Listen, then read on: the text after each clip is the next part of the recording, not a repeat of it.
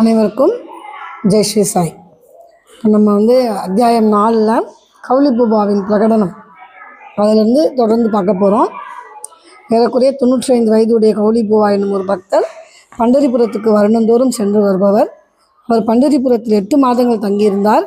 கங்கை கரையில் ஆடி மாதத்திலிருந்து கார்த்திகை வரை 4 மாதங்கள் தங்கியிருந்தார்.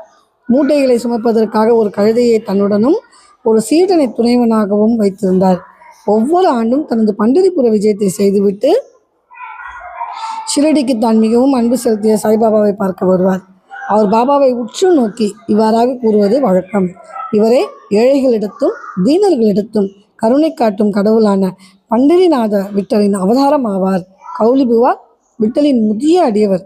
பண்டரிக்கு அநேக முறை விஜயம் செய்தார். சாய்பாபா பண்டரிநாதரே என்பதை பிரகடனம் செய்தார். அதாவது கௌலிபுபா அப்படிங்கிற ஒரு வயசான ஒரு தாத்தா, 95 வயதுடைய அவர் என்ன பண்ணாருன்னா, வருடந்தோறும் எங்கே போவாராம்? பண்டரிபுரத்துக்கு போவார். எப்போ போவார்? ஆடி மாதத்துலேருந்து ஆரம்பித்து கார்த்திகை வரை அங்கே இருப்பாராம். 4 மாதங்கள் முடியும் போது பாபா பார்த்துட்டு போயிருக்காரு. இப்போ நம்ம சவுத்தில் இருக்கிற மக்கள்லாம் திருப்பதி அப்படின்னா வருஷத்துக்கு ஒரு தடவையாச்சும் கண்டிப்பாக போயிடணும் அப்படின்னு நம்ம நினைப்போம். இல்லை, சில பேர் மாதம் போகிறவங்களும் உண்டு, அடிக்கடி திருப்பதி போகிறவங்களும் உண்டு. வருஷத்துக்கு ஒரு தடவை கண்டிப்பாக போகிறவங்க உண்டு, அடிக்கடி எப்போல்லாம் தர்ஷனுக்கு வாய்ப்பு கிடைக்குதோ அப்போல்லாம் போகிறவங்களும் உண்டு. ஏன் இந்த மாதிரினா, ஒரு சில கோவில்களில் மட்டும் இந்த வருடாந்திர பயணத்தை முக்கியமாக வச்சுருக்காங்க. எல்லா கோவில்லையும் நம்ம வருஷம் போக போகிறது இல்லை. ஒரு சில கோயில் அந்த மாதிரி மகாராஷ்டிரா மக்களுக்கு இந்த பண்டரிபுரங்கிறது கண்டிப்பாக வருஷத்துக்கு ஒரு தடவை அவங்க திருப்பதி மாதிரி ஒரு தடவை கண்டிப்பாக போய் சாமி கும்பிட்டு வருவாங்க. பண்டரிபுர விட்டலைன்னா ஒரு தடவையாச்சும் போய் தரிசிச்சுட்டு வருவாங்க. இப்போ அவர் 95 வயசான கௌலிபுபா வருஷம் பண்டரிபுரத்துக்கு போவார். 4 மாதம் அங்கே தங்கியிருந்து விட்டலில் வழிபாடு பண்ணிவிட்டு திரும்பி அவர் ஊருக்கு போகிற வழியில் பாபாவை பார்த்துட்டு வருவார். அவரே பாபாவை பார்த்துட்டு உத்து பார்ப்பாராம். பாபா தாத்தா உத்து பார்த்துட்டு சொல்லுவாராம், இவரே ஏழைகளிடத்தும் தீனர்களிடத்தும் கருணை காட்டக்கூடிய பண்டரிநாதனுடைய அம்சமாகவே இருக்காரு. பாபா என் கண்ணுக்கு பண்டரிநாதனாகவே தெரிகிறாரு அப்படின்னு சொல்லியிருக்காராம். இது எப்படி பாபா அதை உறுதிப்படுத்தினாரு அப்படிங்கிறத பின்னாடி பார்ப்போம். இறைவனது நாமத்தை நினைத்து கொண்டிருத்தலிலும் பாடுவதிலும் பாபா மிகவும் விருப்பமுள்ளவர். அவர் எப்போதும் அல்லா மாலிக் என்றார். தனது முன்னிலையில் மற்றவர்களை கடவுளது நாமத்தை இரவும் பகலும் தொடர்ந்து 7 நாட்கள் பாடும்படி செய்தார். இந்த 7 நாட்கள்ங்கிறது ஒரு சப்தாஹா மாதிரி அதுக்கு சொல்லுவாங்க. 7 நாட்கள் தொடர்ந்து சுவாமியுடைய நாமத்தை ஸ்ரீராம் ஜெயராம் ஜெய ஜெயராம் அப்படி சொல்லுவாங்க. இல்லை ஹரே ராம ராம ராம ஹரே ஹரே, ஹரே கிருஷ்ணா கிருஷ்ண கிருஷ்ணா ஹரே ஹரே சொல்லுவாங்க. ஏதாச்சும் ஒரு ஸ்லோகத்தை மட்டும் கையில் எடுத்துக்கிட்டு அதை எப்படி பண்ணுவாங்களாம், 7 நாள் தொடர்ந்து இரவும் பகலமாக பாடுவாங்க. இப்போ கூட நிறையா ஆந்திராவில் இருக்காங்க இந்த மாதிரி குரூப்லாம். பாபா கோவிலில் கூட 7 நாள் சப்தாகா நடக்கும். பெரிய பெரிய கோவில்களெல்லாம் 7 நாளும் நடத்துவாங்க அவங்க. அந்த மாதிரி பாபா அந்த மாதிரி நடத்துறதுல 7 நாள் தொடர்ந்து அவர் இறைவனுடைய நாமம் பாடுறதுல ரொம்ப விருப்பம் உள்ளவர் பாபா. சரிங்களா? அவருக்கு பாபா ஒரு இடத்துல பட்டிருக்காருல, வேற எதை காட்டிலும் பாபா எதை விரும்புகிறாரு? கடவுளிடம் ரோஹிலா கதையை பார்க்கும்போது வரும். அதில் பாபா கடவுளிடம் நம்ம வணங்குறதையும் கடவுளுடைய சத்தமிட்டு நம்ம கேட்குறதையும் பாபா விரும்புகிறாரு அப்படிங்கிறத இன்னொரு இடத்துலையும் பார்த்துருக்கோம். நம்ம இதற்கு நாம சப்தாகம் என்று பெயர்னு பார்த்தோம். ஒருமுறை அவர் தாஸ்குரு மகாராஜை நாம சப்தாகம் செய்யும்படி சொன்னார். 7வது நாளின் முடிவில் விட்டல் பிரசன்னமாவதற்கு உறுதி அளித்தால் தான் அதை செய்வதாக அவர் கூறினார். அதற்கு பாபா தமது நெஞ்சின் மேல் கையை வைத்து நிச்சயம் விட்டல் பிரசன்னமாவார் என்று உறுதியளித்து, ஆனால் அந்த பக்தன் ஊக்கமுடையவனாகவும் பக்தி உடையவனாகவும் இருக்க வேண்டும் என்று கூறினார். டங்கபுரி விட்டலின் பண்டரி, ரஞ்சோனின் கிருஷ்ணனின் துவாரகை எல்லாம் இங்கே இருக்கிறது, அதாவது ஷிரடியில் இருக்கின்றன. துவாரகையை பார்க்க எவரும் வெகு தூரம் செல்ல வேண்டியதில்லை.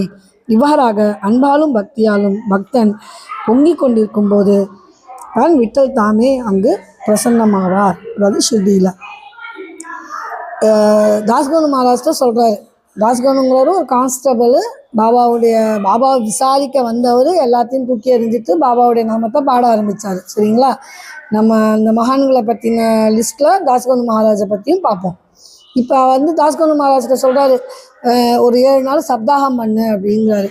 அப்போ தாஸ்கனு மகாராஜ் சொல்கிறார், நான் பண்ணுறதுக்கு ரெடி, ஆனால் எனக்கு யார் பிரசன்னமாகணும் முடியல, விட்டல் பிரசன்னமாவார் அப்படின்னு நீங்கள் எனக்கு வாக்குறுதி கொடுத்தீங்கன்னா நான் சப்தாக ஆரம்பிக்கிறேன் அப்படின்னு சொன்னாராம். அப்போ பாபா சொல்கிறாங்க, கண்டிப்பாக விட்டல் பிரசன்னமாவார். ஆனால் பக்தன் எப்படி பாடணும்?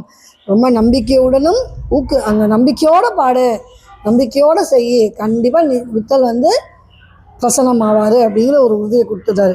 எப்படி பிரசன்னமானாருங்கிறத பார்ப்போம். சப்தாகம் பூர்த்தியானதும் விட்டல் கீழ்கின்ற விதமாக பிரசன்னமாகவே செய்தாராம். வழக்கம் போல குளித்து முடித்த பின் காக்கா சாஹிப் தீக்ஷித் தியானத்தில் அமர்ந்திருந்தார். அவர் ஒரு காட்சியில் விட்டலை கண்டார். மத்தியானம் பாபாவின் தரிசனத்துக்காக சென்றபோது பாபா ஐயமரா அவரை நோக்கி, விட்டல் பாட்டில் வந்தாரா? நீர் அவரை கண்டீரா?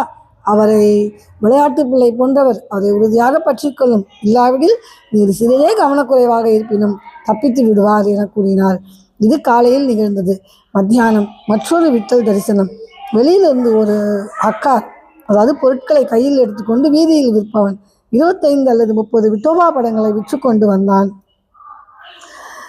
ஷிரடியில் அப்படம் காக்கா சாஹிப்பின் காட்சியில் தோன்றிய உருவத்துடன் ஒத்திருந்தது. இதை கண்டும் பாபாவின் மொழிகளை நினைவு கூர்ந்தும் காக்கா சாஹிப் தீக்ஷித் ஆச்சரியப்பட்டு மகிழ்ச்சியுற்றார். ஒரு படத்தை வாங்கி தனது பூஜை அறையில் வழிபாட்டுக்காக வைத்தார். பாருங்க என்ன பண்ணியிருக்காரு. இவர் பாபா வந்து வாக்குறுதி கொடுத்தது யாருக்கு? தாஸ்கனு மகாராஜுக்கு. ஆனால் விட்டல் யாருக்கு காட்சி கொடுத்துருக்காரு? காக்கா சாஹிப் தீக்ஷித்துக்கு. ஒன்று வந்து நம்ம இந்த இடத்துல புரிஞ்சுக்கணும். காக்கா சாஹிப் தீக்ஷித்துக்கு குளிக்கும் போது திடீர்னு கண்ணில் விட்டல் தெரிஞ்சிருக்காரு, இல்லை தியானம் பண்ணும் போதும் தெரிஞ்சிருக்காருன்னு வச்சுப்போம். அப்படி அவர் தியானம் பண்ணும்போது விட்டல் தெரிஞ்ச உடனே அந்த அவர் என்ன சொல்லியிருக்காரு, சும்மா கண்ணில் அப்படியே தியானம் பண்ணும்போது கண்ணு முன்னாடி ஒரு விட்டலுடைய உருவம் வந்திருக்கு. மத்தியானம் ஆர்த்திக்கு மசூதிக்கு போகும்போது பார்த்துருக்காரு, வழியில் ஒரு வியாபாரி வந்து கொஞ்சம் படத்தை விற்று போயிட்டு இருந்திருக்கான். அதில் படம் பார்த்தா நம்ம எந்த தியானத்தில் அவர் பார்த்தாரோ அதே படம் அவன் கையில் இருந்திருக்கு. அப்போ அதுக்கு முன்னாடி என்ன இருக்கார், இவர் அந்த துவாரகமாய்க்குள்ளே போயிருக்காரு. போன உடனே பாபா உடனே கேட்குறாரு, என்னப்பா விட்டல் பாட்டி வந்தாரா?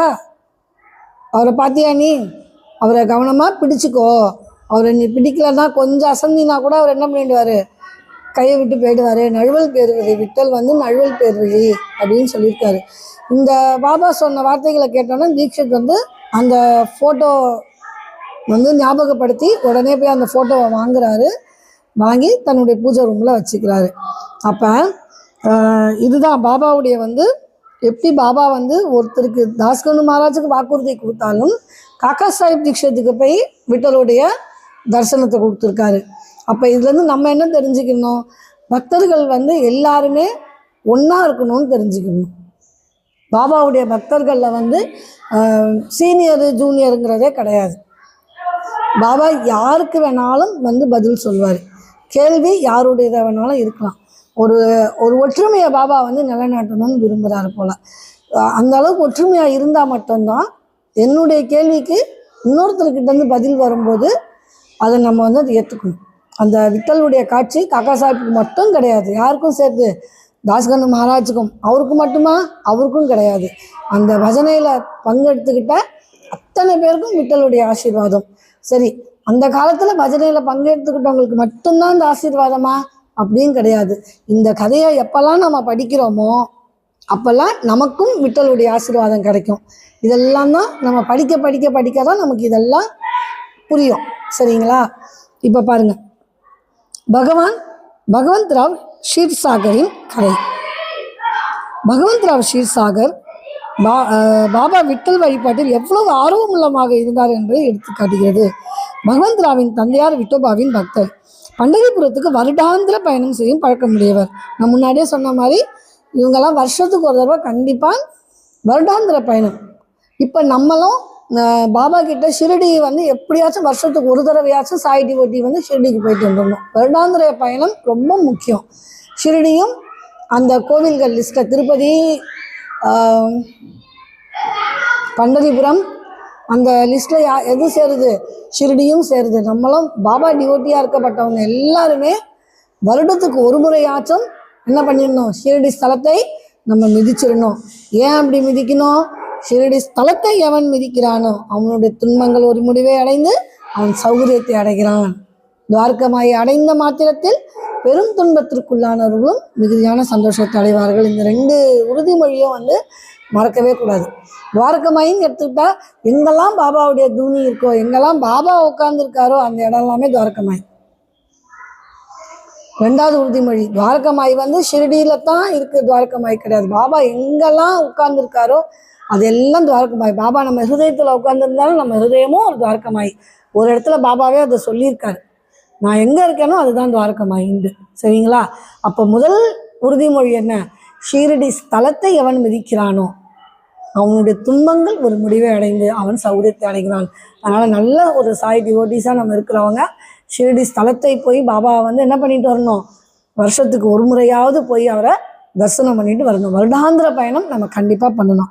இந்த பகவந்த் ராவ் ஷீர்சாகர் அப்படிங்கிறவர், அவருடைய என்ன சொல்கிறார், தந்தையார் விட்டோபாவின் பக்தர். அவர் வருடாந்திர பயணம் செய்யும் பழக்கமுடையவர். தமது வீட்டிலும் விட்டோபாவின் உருவம் வைத்து அவர் வழிபட்டார். அவர் இறந்த பின் அவருடைய மகன் வருடாந்திர பயணம், வழிபாடு, ஸ்ராத்தம் முதலிய அனைத்தையும் நிறுத்திவிட்டார். பகவந்த் ராவ் ஷிரடிக்கு வந்தபோது பாபா அவரது தந்தையை நினைவு கூறியதாவது, அவரது தந்தை எனது சிநேகிதன், எனவே நான் அவரை இங்கு விடுத்தேன். அவர் நைவேத்தியம் படைக்காது விட்டலையும் என்னையும் பட்னி போட்டார், எனவே அவரை நான் இங்கு கொண்டாந்தேன். அவருடன் வாதாடி வழிபாடு செய்ய வைப்பேன். பாருங்க, அவங்க இவரே பகவந்த் ராவ் ஷீர்சாகருங்கிறவர் முதல்லையாக ஷிரடிக்கு போகிறார். அவருடைய அப்பா தான் யாருடைய பக்தர்? விட்டோபா, விட்டலுடைய பக்தர். பண்டரிபுரத்து தான் விட்டலுடைய பக்தர். ஆனால் அவங்க பையன் ஷிரடிக்கு போகும்போதே பாபா சொல்கிறாரா, என்ன சொல்கிறாரு? இவனுடைய அப்பா விட்டலுடைய பக்தன். அவர் இறந்ததுக்கப்புறம் இந்த ஷீர்கர் என்ன பண்ணிட்டார், ஷீர்சாகர் என்ன பண்ணார்? அவருடைய பண்டரிபுரவுடைய விட்டலுடைய வழிபாடு, வருடாந்திர பயணம், ஸ்ராத்தம்னு இங்கே குறிப்பிட்டிருக்காங்க. எதையுமே எல்லாத்தையும் நிறுத்திட்டாங்க. ஹிந்துவாக்கப்பட்டவங்க கண்டிப்பாக நம்ம இறந்தவங்களுக்கெல்லாம் ஸ்ராத்தம் செஞ்சே ஆகணும். மாதந்தோறும் அவங்களுக்கு அந்த அமாவாசை நீங்கள் செய்யலைனாலும் வருஷத்துக்கு 3 நாள் கண்டிப்பாக நீங்கள் செய்யணும். என்னென்னைக்கு அது? தை அமாவாசை, ஆடி அமாவாசை, புரட்டாசி அமாவாசை. இந்த 3 அமாவாசை மாதம் நம்ம கண்டிப்பாக யாராக இருந்தாலும் கண்டிப்பாக கொடுத்தே ஆகணும். நம்ம முன்னோர்கள் கொடுக்காம மறந்துருந்தாலோ இல்லை கொடுக்காம விட்டுருந்தாலோ அது நமக்கு அது நம்ம நாளடைவில் நம்ம குடும்ப பழக்கம் அப்படின்னு தவறாக மருவி இன்றைக்கி பல பேர் நாங்கள் புரட்டாசி மட்டும்தான் கொடுப்போம், நாங்கள் ஆடி மட்டும்தான் கொடுப்போம், நாங்கள் தை மட்டும்தான் கொடுப்போம் அப்படின்னு சொல்கிறாங்க. இதை பற்றின டீட்டெயிலான வீடியோவை நம்ம இன்னொரு பதிவில் பார்ப்போம். சரிங்களா? இந்த அமாவாசைக்கு முன்னாடி வர பதிவில் அதோடைய பயன் என்னங்கிறதெல்லாம் இன்னொரு தனியாக ஒரு வீடியோவில் பார்ப்போம். இப்போ நம்ம இந்த கதைக்கு வருவோம். அப்போ இதெல்லாம் அவர் நிறுத்தியிருந்தார். யார் நிறுத்தியிருந்தா? பகவந்த் ராவ் ஷீர்சாகர் இந்த வருடாந்திர பயணம், விட்டல் வழிபாடு, ஸ்ராத்தம் செய்கிறது எல்லாத்தையும் விட்டுருந்தார். அவர் எல்லாத்தையும் செய்யலை எதுவுமே. அப்போ திடீர்னு ஒரு ஷிரடி போகிற வாய்ப்பு கிடைக்கும் போது ஷிரடி போனோன்னா பாபா என்ன பண்ணார்? அதை நினைவு கூர்ந்தார். அவங்க அப்பாவை நினைவு கூர்ந்து, இவருடைய தந்தை என்னுடைய சிநேகிதன், அவன் எல்லாம் பண்ணினான், நீ எதுவுமே பண்ணுறதில்ல, அதனால் நீ யாரை பட்டினி போட்ட? என்னையும் பட்டினி போட்டு விட்டலையும் பட்டினி போட்ட, நீ எதுவும் நைவேத்தியமே எங்களுக்கு பண்ணுறதில்ல அப்படின்னு சொன்னார். இவ்வளோ அழகான ஒரு அறிவுரையை கேட்டதுக்கப்புறம் ஷீர்சாகர் விடுவாரா? அதுக்கப்புறம் அவர் தொடர்ந்து எல்லாத்தையுமே செஞ்சு, அதனால தான் நான் அவர் என்ன சொல்கிறாரு, அதனால தான் அவர் ஷிரடிக்கு நான் கொண்டு வந்தேன். அவருடன் வாதாடி, என்ன பாபா சொல்கிறாரு பாருங்க, அவருடன் வாதாடி வழிபாடு செய்ய விட்டேன். ஏன்னா ஏன் இந்த பாபா இந்த வேர்டை யூஸ் பண்ணியிருக்கணும், வாதாடின்ட்டு? ஏன் தெரியுமா? இப்போ நம்ம நிறைய பேர்ட்ட சொல்கிறோமா இதை செய்ய அப்படின்னு சொல்லிட்டு? இதுதான் நம்மளுடைய ஹிந்துவுடைய தர்மம், இதுதான் சாஸ்திரம், இதுதான் பழக்க வழக்கம். எல்லாத்துக்கும் நல்லதுக்கு. இப்போ கல்யாணம்னு எடுத்துக்கிட்டால் நம்ம நிறைய விஷயம் நம்ம குடும்ப பழக்க வழக்கத்தை ஃபாலோ பண்ணலாம், தப்பில்லை. ஆனால் பொதுவான தர்மம்னு ஒன்று இருக்குது. அப்போ பாபா வாதாடுறாரு அவருடைய பக்தர்கள்ட்ட, எப்பா நீ செஞ்சு தான் ஆகணும், வாதாடி வழிபாடு செய்ய வைப்பேன் அப்படிங்கிறாரு. இதோடைய தொடர்ச்சியை நம்ம அடுத்த பதிவில் பார்ப்போம். சரிங்களா? இப்போ குரு பாகவதத்தில் நம்ம எந்த ஸ்லோகம் வரைக்கும் பார்த்துருந்தோம்? இப்போ பகுதி 2ல் நம்ம 23 மற்றும் 24வது ஸ்லோகத்தை பார்க்க போகிறோம். இதில் குரு பாகவதத்தில் நீங்கள் ஆன்மீக தகுதி, நிலையான பிரம்மிஷ்டா அதாவது புனித உணர்வினால் உருவாக்கம், பிரம்மனிஷ்டா கடவுளுடன் ஒன்றிணைவது மற்றும் ஜீவன் முக்தா பிறப்பு இறப்பு சுழற்சிக்கு அப்பாற்பட்டது அடைந்தீர்கள். துரிய எல்லாம் கடந்த நிலையில் உட்புகுந்து கைவல்யாவில் அதாவது கடவுளை உணர்ந்த நிலை கொண்டீர்கள்.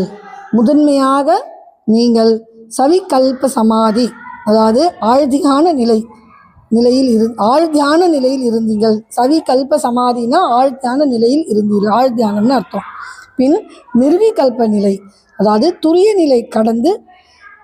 நிலை அதையும் கடந்து பின் நீங்கள் ஜீவன் முக்தாவாக பிறப்பிறப்பு சுழற்சிக்கு அப்பாற்பட்டது ஜீவன் முக்தா ஆனீர்கள்.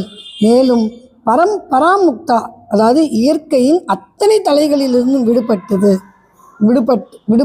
விடுபடுறதுன்னு அர்த்தம். பராமுக்தா ஆனீர்கள் அப்படிங்கிறாங்க. ஒரு குரு நம்ம என்ன பார்த்துட்ருக்கோம், மனிதன்லேருந்து சத்குருவுக்கு பரிணாம வளர்ச்சி பார்த்துட்ருக்கோம். அதில் வருது இந்த மாதிரிலாம். ஃபஸ்ட்டு எப்படி குரு ஆன்மீக தகுதி நிலையான பிரம்மஸ்தா புனித உணர்வினால் உருவாக்குது, அப்புறம் பிரம்மனிஷ்டா, அதுக்கப்புறம் ஜீவன் முக்தா, அதுக்கப்புறம் கைவல்யா, துரிய, அதுக்கப்புறம் சவிகல்ப சமாதி, அதுக்கப்புறம் நிர்விகல்ப சமாதி, அதுக்கப்புறம் திரும்ப ஜீவன் முக்தா ஆகி பராமுக்தா இயற்கையின் அத்தனை தலைகளிலும் விடுபடுறீங்க அப்படின்னு சொல்லியிருக்காங்க.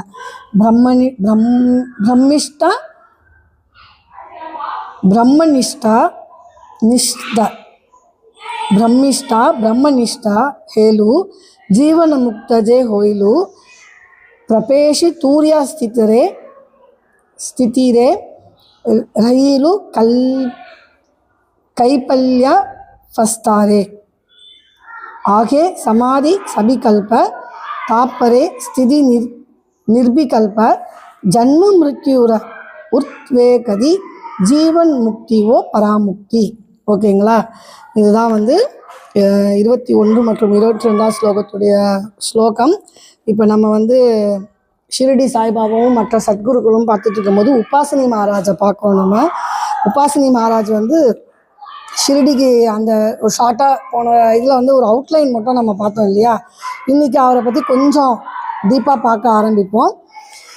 அவர் என்ன சொன்னோம், நம்ம காசிநாத் கோவிந்த உபாசினின்னு பேர். அவர் பேர் காசிநாத் கோவிந்த் உபாசினி. இவர் 11 வயசில், அதாவது ஸ்கூல் ரொம்ப படிக்கல அவர், சரிங்களா? அவங்க ஸ்கூலில் கொண்டு விட்டாங்க. அவர் பாதி தூரம் படிப்பில் இன்ட்ரெஸ்ட் இல்லாமல் வெளியே வந்ததுக்கப்புறம் அவரை 11 வயசு இருக்கும் போதே அவருக்கு கல்யாணம் பண்ணி வச்சுட்டாங்க. அந்த காலத்துலலாம் 8 வயசு பொண்ணு, 11 வயசு இவர். கல்யாணம் ஆகி கொஞ்ச நாள்லேயே என்ன பண்ணிட்டாரு, அந்த படிப்புலலாம் இன்ட்ரெஸ்ட் இல்லாததுனால வியாபாரமாக எதுவும் பண்ணலை, எதுவுமே இல்லை, ஊதாரித்தனமாக ஊர் சுற்றிட்டு இருந்தார். அவர் வீட்டை விட்டு என்ன பண்ணிட்டாரு, வெளியில் வந்துட்டார். வெளியில் திரும்பி கொஞ்ச நாள் கழிச்சு, இல்லை அப்போ வீட்டை விட்டு அவர் வெளியில் வரல. கொஞ்ச நாள்லேயே அவங்க மனைவி அந்த குழந்தை, இப்போ குழந்தை நமக்கு, அப்போ அவருடைய மனைவி இறந்துடுறாங்க. இறந்தோடனே உபாசினி என்ன பண்ணுறாருன்னா 2வது திருமணம் பண்ணி வைக்கிறாங்க. 1985 முதல் மனைவி இறந்தோடனே 2வது திருமணம் பண்ணும்போது அவருக்கு 14 வயசாம். முதல் திருமணமே 11 வயசு, 2வது திருமணம் 14 வயசு. அவங்களும் என்ன பண்ணிடுறாங்கன்னா இறந்துடுறாங்க. இறந்தோன்னா அடிக்கடி என்ன பண்ணிடுறாரு, இவர் அப்பப்போ வீட்டை விட்டு வெளில போயிடுவார். வெளியில் போயிட்டு அப்படியே எங்கேயாச்சும் சுற்றிக்கிட்டே இருப்பார். திடீர்னு வீட்டுக்கு வருவார், திரும்ப வீட்டை விட்டு வெளில போயிடுவார். அவருடைய 2வது மனைவியை என்ன பண்ணிடுறாங்கன்னு கேட்டிங்கன்னா, அவங்களும் ஒரு காலகட்டத்தில் இறந்துடுறாங்க, சரிங்களா? இறந்தவுடனே இவர் என்ன பண்ணுறாரு, ஃபஸ்ட்டு கல்யாணம் மும்பை, மகாராஷ்டிராவில் மும்பைக்கு பக்கத்தில், இப்போ எப்படி நம்ம சென்னைக்கு பக்கத்தில் செங்கல்பட்டு இருக்கோ அந்த மாதிரி மும்பைக்கு பக்கத்தில் கல்யாணம் அப்படிங்கிற ஒரு மாவட்டம் இருக்குது. அங்கே போய் கொஞ்ச நாள் வசிக்கிறாரு. அதுக்கப்புறம் என்ன பண்ணிடுறாருன்னா, ஒரு குகைக்குள்ளே போய் அவர் தியானம் பண்ணி ஆன்மீக நிலையில் முன்னேறணும் அப்படின்னு முயற்சி பண்ணுறாரு. அதோடு நிற்காமல் என்ன பண்ணுறாரு, அவங்க அப்பா கோகுலாஷ்டமி அன்னைக்கு அவங்க அப்பாவை இறந்துடுறாரு. எப்போ இறக்குறாருன்னு கேட்டிங்கன்னா, அவங்க அப்பா 1990 அவங்க அப்பா இறந்தோடனே இவர் என்ன பண்ணுறாருன்னு கேட்டிங்கன்னா, ஏதாச்சும் இப்போ பிழைக்கணும் இல்லையா, பழப்புக்கு எதுவும் வழி இல்லாமல் அவங்க அப்பா ஒரு சித்த வைத்தியராக இருந்திருக்காரு. அப்போ குழந்தையிலேருந்து வீட்டில் சித்த வைத்தியம் பண்ணும்போது கவனிச்சுட்டு இருந்திருப்பாங்கள்ல குழந்தைங்களாம்.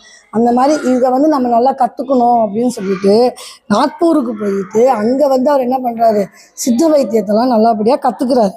நல்லா சித்த வைத்தியம் கற்றுக்கிட்டு அங்கேயே கொஞ்ச நாளைக்கு அவர் சித்த மருந்து கொடுக்க ஆரம்பிச்சிடாரு மக்களுக்கு. வைத்தியராக அவருடைய பயணத்தை தொடர்றாரு. இப்படி தொடர்ந்துருக்க வேலையில் வந்து கொஞ்ச நாள் அதையும் பார்த்துட்டு அதுக்கப்புறம் என்ன பண்ணுறாங்கன்னா, அவருக்கு வந்து 3வது முறையாக ஒரு திருமணத்தை வந்து பண்ணி வைக்கிறாங்க. கொஞ்சம் வளர்ந்துடுறாரு. அந்த 3வது திருமணம் மட்டும்தான் அவருக்கு வந்து என்ன பண்ணியிருக்குன்னா கைகூடி இருக்கு. சரிங்களா? இந்த மாதிரி பண்ணிகிட்டு இருக்கும்போது அவர் ஒரு வழியாக வந்து ஷிரடிக்கு வந்து வராரு. ஷிரடிக்கு வரும்போது ஷிரடிக்கு வந்தவுடனே என்ன பண்ணுறாருன்னு கேட்டிங்கன்னா, அவர் வந்து